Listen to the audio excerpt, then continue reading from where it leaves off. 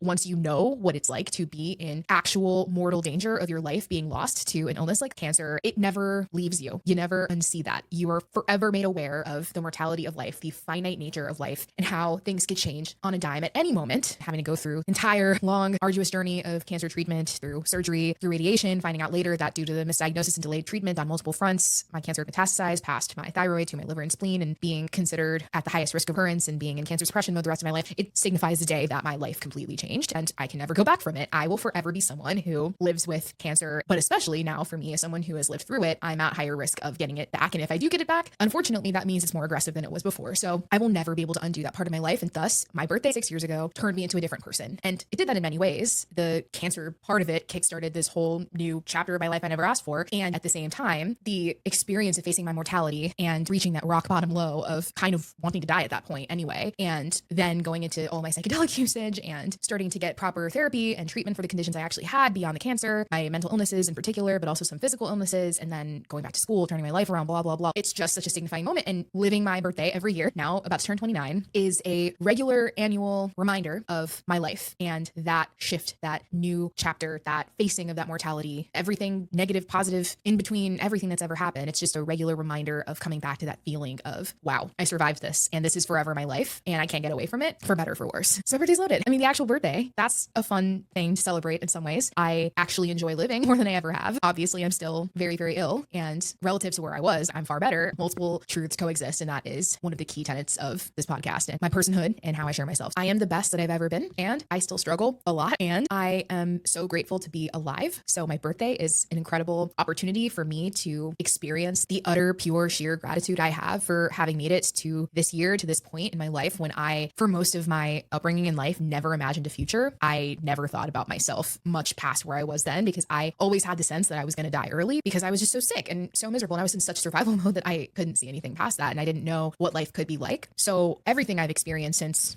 the lowest points of my life, those first many years and decades, I consider a second lease in life. And I am just so grateful that I somehow survived all of that. And I got the help I needed in time for me to not die. I get to live this life that I never imagined for myself. I get to live to ages I never imagined for myself. Like, I'm 1 year away from 30. I never thought of myself in my 20s, let alone my 30s. I just can't believe I'm here. It's complete, utter shock in the best way.